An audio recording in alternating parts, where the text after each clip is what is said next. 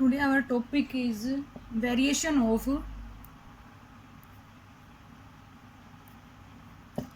conductance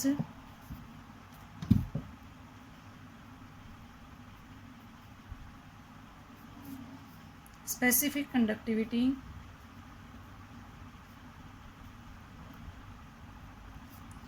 molar conductivity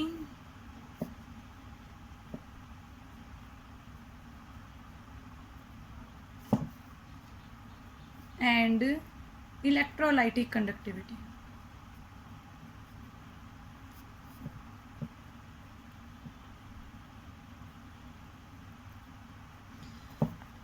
अब हमें पढ़ा कि हमारे पास दो टाइप के सॉल्यूशन होते हैं, एक तो होता है कंसंट्रेटेड और सेकंड होता है भाई हमारे पास डाइल्यूट। ठीक है, जब हमारे पास जो सॉल्यूशन है वो कंसंट्रेटेड है, अगर हम कंसंट्रेटेड सॉल्यूशन की बात करें तो क्या होगा कि आयंस है ना वो एक दूसरे के अंदर मर्ज हो जाएंगे। इसका मतलब हमारे पास कंसंट्रेशन के साथ है ना जो कंडक्टिविटी है ना वो डिक्रीज होती है। लेकिन जब हम सॉल्यूशन को डाइल्यूट करते हैं, डाइल्यूट करेंगे तो हमारे पास आयंस की जो स्ट्रेंथ होगी ना वो ज़्यादा होगी, क्योंकि वो मिक्स नहीं होंगे एक दूसरे के अंदर, तो यहाँ पे कंडक्टिविटी है ना वो क्या होगी, इंक्रीज होगी। लेकिन इनका अलग अलग इन तीनों चारों के ऊपर क्या इफेक्ट पड़ता है, तो देखो हमारे पास कंडक्टेंस, मोलर कंडक्टिविटी और इलेक्ट्रोलाइटिक कंडक्टिविटी, ये तीनों हमेशा इंक्रीज होंगी विद डाइल्यूशन। मतलब हम सॉल्यूशन को जितना ज्यादा डाइल्यूट करेंगे हमारे पास ये तीनों की तीनों चीजें कंडक्टेंस, मोलर कंडक्टिविटी और इलेक्ट्रोलाइटिक कंडक्टिविटी तीनों इंक्रीज होंगी। लेकिन जो हमारे पास स्पेसिफिक कंडक्टिविटी होगी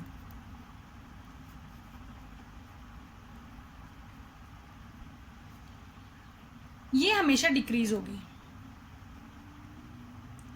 ठीक है भैया, हमेशा क्या होगी, डिक्रीज होगी। क्यों होगी, देखो जब हमने मोलर कंडक्टिविटी और हमने इक्विवेलेंट कंडक्टिविटी की स्टडी की, ठीक है, तो हमने देखो इन सभी की डेफिनेशन में क्या पढ़ा था कि जब कोई कंडक्टर जिसकी लेंथ है वो 1 सेंटीमीटर हो, एरिया है वो कितना हो, 1 सेंटीमीटर स्क्वायर हो, और जो वॉल्यूम है ना वो क्या हो, 20 सेंटीमीटर क्यूब हो, तब हमारे पास तीनों की तीनों कंडक्टिविटीज को हमने डिफाइन किया था।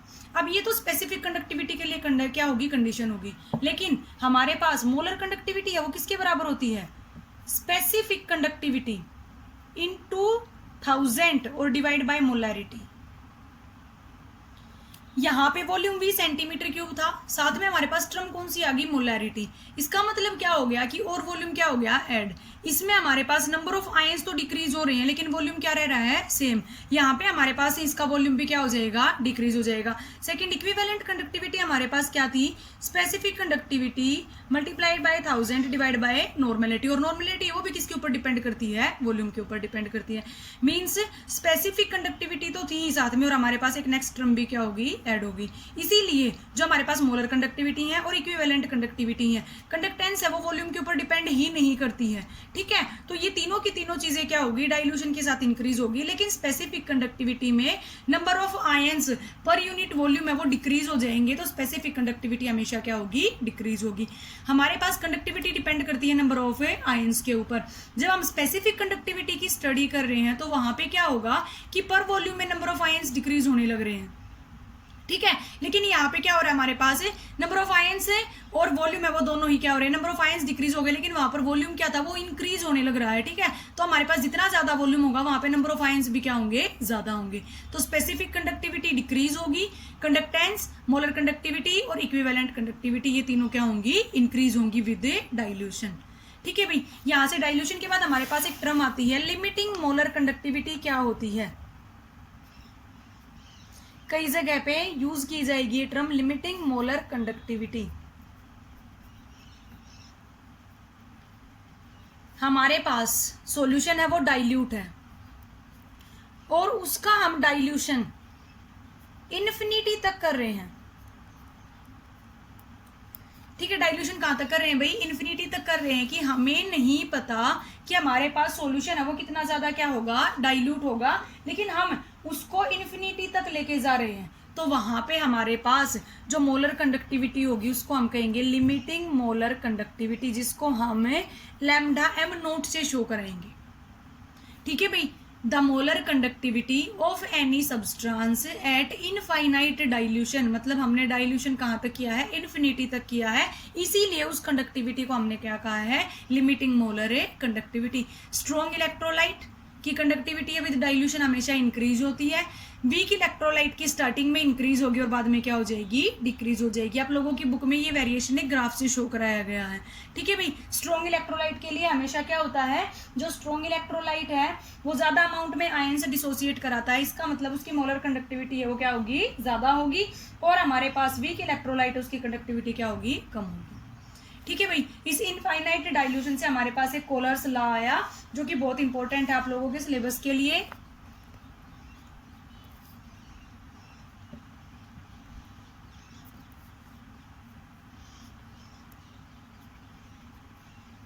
कोलर्स लॉ, ठीक है। कोलर्स लॉ ने हमें क्या बताया कि हमारे पास जब कोई भी सब्सटेंस है, चलो मान लिया हमने MnACl हमारे पास एक सब्सटेंस है, ठीक है, हमें इसकी मोलर कंडक्टिविटी फाइंड आउट करनी है, तो कोलर्स लॉ ने हमें डिफाइन किया कि the molar conductivity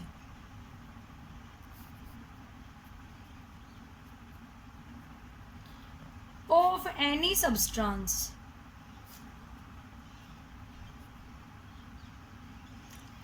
is equal to the sum of molar conductivities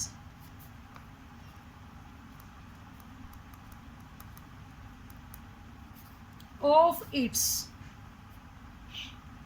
ions। हमें पता है हमारे पास कोई भी इलेक्ट्रोलाइट होता है वो आयंस में डिसोसिएट जरूर होगा, तो अगर हमें उस सब्सटेंस की मोलर कंडक्टिविटी फाइंड आउट करनी है तो हम क्या करेंगे कि हमारे पास आयंस की जो मोलर कंडक्टिविटी होगी उसको हम क्या कर देंगे, ऐड कर देंगे। हमारे पास जैसे देखो NaCl है, इसकी हमें मोलर कंडक्टिविटी फाइंड आउट करनी है, तो इस NaCl की जो मोलर कंडक्टिविटी होगी वो किसके बराबर होगी, sum of molar conductivities of its ions, sum of molar conductivities of its ions. मतलब अगर हमें बोल दिया जाए कि NaCl की मोलर कंडक्टिविटी निकालो और आपको दे रखी हो Na की और Cl की, तो हम इन दोनों को ऐड कर देंगे, हमारे पास मोलर कंडक्टिविटी किसकी आ जाएगी, NaCl की आ जाएगी। ये क्या था हमारे पास कोलर्स लॉ। कोलर्स लॉ का यूज किस लिए किया गया था कि हमें भाई पता है हमारे पास कोई भी स्ट्रॉन्ग इलेक्ट्रोलाइट है तो उसकी हम इजीली फाइंड आउट कर सकते हैं मोलर कंडक्टिविटी, लेकिन अगर हमारे पास कोई वीक इलेक्ट्रोलाइट होगा और उसकी हमें मोलर कंडक्टिविटी फाइंड आउट करनी हो तो हम किसका यूज करेंगे, कोलर्स लॉ का यूज करेंगे, ठीक है। तो इसकी सबसे पहली एप्लीकेशन पढ़ेंगे हम, इसकी एप्लीकेशन क्या होगी,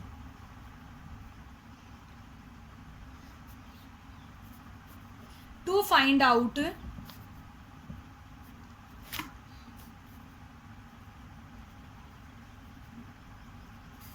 मोलर कंडक्टिविटीज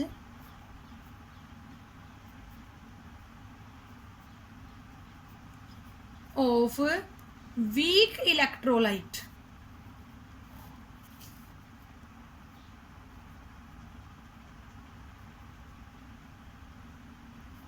हमारे पास कोई वीक इलेक्ट्रोलाइट है और उसकी मोलर कंडक्टिविटी हमें फाइंड आउट करनी है, तो हम किसका यूज करेंगे, कोलर्स लॉ का यूज करेंगे। देखो कैसे करेंगे भाई, हमारे पास है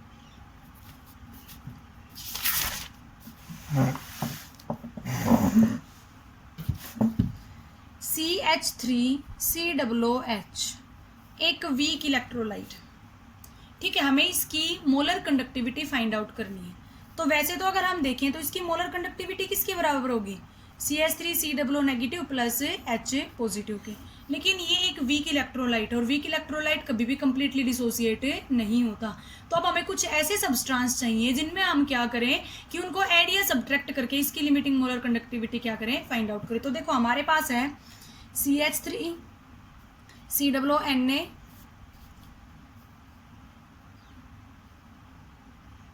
CH3COONA ले लो या यहाँ पे के ले लो, आप लोगों की बुक में शायद के का एग्जांपल गिवन है वो आप लोग देख लेना। मैं यहाँ पे ये Na के एग्जांपल से करा रही हूँ कि हमारे पास Na दे रखा है, ठीक है। उसके बाद हमारे पास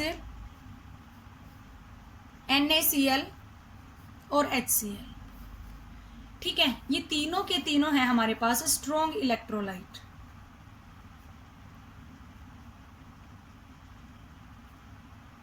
पहले हम इन तीनों की मोलर कंडक्टिविटी फाइंड आउट करते हैं भाई। मोलर कंडक्टिविटी CH3COO की किसके बराबर होगी? मैंने बताया कि सम ऑफ इट्स आयंस के बराबर होगी। ये स्ट्रॉन्ग है तो कंप्लीटली डिसोसिएट होंगे। CH3COO negative plus Na positive. Next हमारे पास कंडक्टिविटी हमें किसकी फाइंड आउट करनी है? NaCl की। यहां से किसके बराबर होगी? Na positive plus Cla negative के बराबर होगी। उसके बाद हमारे पास क्या बचा भाई? HCl। ठीक है, तो किसके बराबर होगी? H positive plus Cla negative के बराबर होगी। अब हमारे पास ये तीनों इलेक्ट्रोलाइट है, इनमें से किसको ऐड करो और किसको सब्ट्रैक्ट करो कि हमारे पास किसके बराबर आ जाए? CH3COO negative plus H positive के बराबर। तो देखो इन दोनों को हम ऐड कर देते हैं। Add first and second and subtract first and third and subtract second equation. First और थर्ड को ऐड करो और सेकंड को सब्ट्रैक्ट कर दो। तो देखो हमारे पास क्या आ जाएगा? हमें क्या करना है? Molar conductivity of CH3COO Na plus molar conductivity of HCl minus molar conductivity of NaCl। ठीक है, हमें ये करना। तो ये करते ही क्या हो जाएगा? देखो मोलर कंडक्टिविटी ऑफ इसकी क्या होगी? CH3COO negative plus Na positive plus में क्या हो जाएगी? H positive plus Cl negative और माइनस में क्या हो जाएगी? Na positive plus Cla negative. Cl से Cl और Na से Na क्या हो गए? कैंसिल। हमारे पास क्या बच गई? CH3COO नेगेटिव और प्लस में H पॉजिटिव, जो कि किसके बराबर आ जाएगा? Limiting molar conductivity of CH3COOH के बराबर आ जाएगा। ठीक है भाई, तो ये हमारे पास क्या आ गई? टोटल मोलर कंडक्टिविटीज आ गई एक वीक इलेक्ट्रोलाइट के लिए। हमने स्टार्टिंग वीक से की थी और हमारे पास लास्ट में भी क्या आ गया भाई? हमारे पास वीक आ गया। ठीक है, तो स्ट्रॉन्ग इलेक्ट्रोलाइट की हेल्प से जब हम एक वीक इलेक्ट्रोलाइट की क्या फाइंड आउट कर सकते हैं यहाँ पे? कंडक्टिविटी। ये सबसे पहली एप्लीकेशन थी कोलर से ला की। इससे रिलेटेड न्यूमेरिकल आप लोगों के एग्जाम में भी पूछे जाते हैं। हरियाणा बोर्ड में हर पेपर में एक क्वेश्चन जरूर पुटअप होता है। Second application, to find out dissociation constant.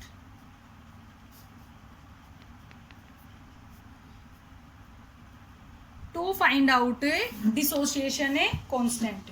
ठीक है, या फिर हम जिसको बोलेंगे भाई डिग्री ऑफ डिसोसिएशन।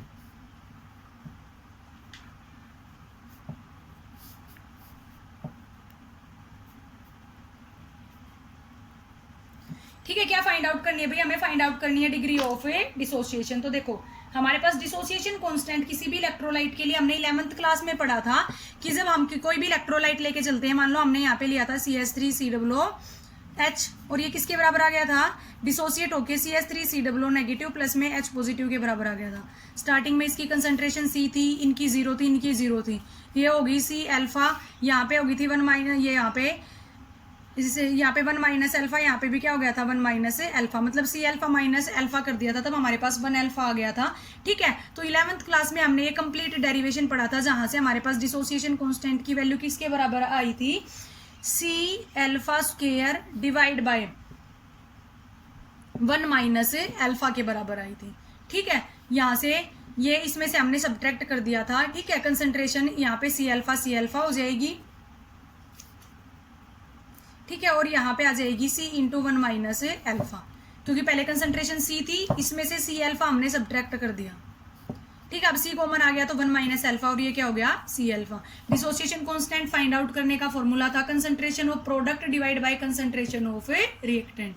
ठीक है, तो यहाँ से हमें degree of dissociation find out करनी है, जिसको हम अल्फा से डिनोट करते हैं। तो डिग्री ऑफ डिसोसिएशन हमेशा होगा molar conductivity eight concentration C divide by limiting molar conductivity. ठीक है, हमें कंसंट्रेशन गिवन है C, वहां पे हम मोलर कंडक्टिविटी फाइंड आउट करेंगे, और एक हमारे पास क्या है भाई? Molar limiting molar conductivity. ये वैल्यूज हमेशा हमें गिवन होंगी। इन वैल्यूज से हम फाइंड आउट कर सकते हैं कि किसी भी सब्सटेंस का डिग्री ऑफ डिसोसिएशन है वो क्या होगा। ठीक है भाई, उसके बाद हमें निकालनी है solubility of third application,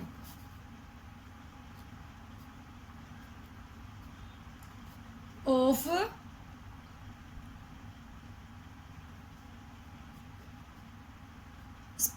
soluble salt.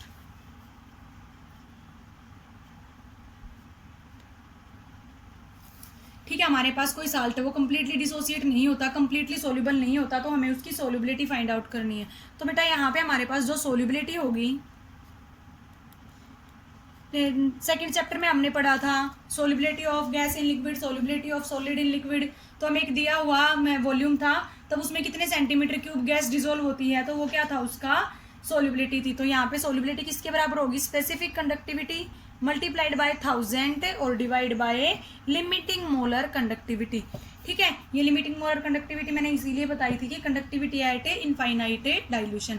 तो कोई भी साल्ट जो कंप्लीटली डिसॉल्व नहीं होता है, तो उसके लिए हम फाइंड आउट कर सकते हैं उनकी सोल्यूबिलिटी क्या होगी, स्पेसिफिक कंडक्टिविटी मल्टीप्लाइड बाय 1000 और divide by limiting molar conductivity. ठीक है भाई, उसके बाद हमारे पास लास्ट एप्लीकेशन है कोलर्स लॉ की। To find out ionic product of water. 11th class में जब हमने सेकेंड यूनिट पढ़ी थी, तब वहां पे हमने आयनिक प्रोडक्ट ऑफ वाटर पढ़ा था। ठीक है, KW से जिसको हम डिनोट करते हैं। ठीक है, वो KW किसके बराबर होता है हमारे पास, आयनिक प्रोडक्ट ऑफ वाटर जब हम फाइंड आउट करेंगे तो उसमें क्या होगा, हमारे पास कंसंट्रेशन किस किस की होगी, H पॉजिटिव आयन की और किसकी होगी, OH नेगेटिव आयन की।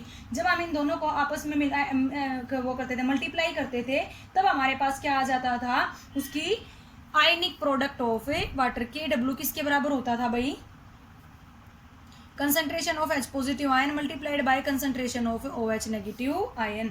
ठीक है, यहाँ पे हमें कोलर्स लॉ को, अब कोलर्स लॉ अप्लाई करेंगे तो कोलर्स लॉ के according limiting molar conductivity water की किसके बराबर होगी, limiting molar conductivity of H positive plus में limiting molar conductivity of OH negative. दोनों आयंस की हम यहाँ से क्या फाइंड आउट कर लेंगे भाई, लिमिटिंग मोलर कंडक्टिविटीज। ठीक है, अब मोलर कंडक्टिविटी किसके बराबर होती है,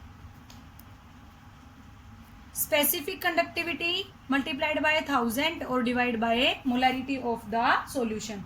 ठीक है, तो यहां से हमारे पास ये फॉर्मूला बन गया जिसमें हमने क्या पुट कर दी, मोलर कंडक्टिविटी। ठीक है भाई, अब जो हमारे बुक में वैल्यूज गिवन होंगी वो वैल्यूज अभी हम यहाँ पे पुट करेंगे तो वो हमेशा आयनिक प्रोडक्ट ऑफ वाटर के इक्वल आएगा। ठीक है भाई, आयनिक प्रोडक्ट ऑफ वाटर कितना आता था हमारे पास, 10⁻⁻14। जब हम ये सारी वैल्यूज हमें गिवन होंगी बुक के अंदर और हम सारी वैल्यूज को पुट करेंगे तो हमारे पास आंसर 10⁻⁻14 ही आएगा। ठीक है, इसीलिए इसका कोलर्स लॉ का यूज भी हम किसके लिए करते हैं, तो limiting molar conductivity find out करने के लिए तो किया ही किया हमने, साथ में हमने आयनिक प्रोडक्ट ऑफ वाटर भी फाइंड आउट करने के लिए इसका क्या कर लिया, यूज। ठीक है, क्योंकि हमें पता है ये आयनिक प्रोडक्ट ऑफ वाटर आएगा यहाँ से, और यहाँ से जब हम वाटर की मोलर कंडक्टिविटी फाइंड आउट करेंगे, ठीक है भाई, तो वो हमेशा किसके बराबर आएगी, 10⁻⁻14 के बराबर।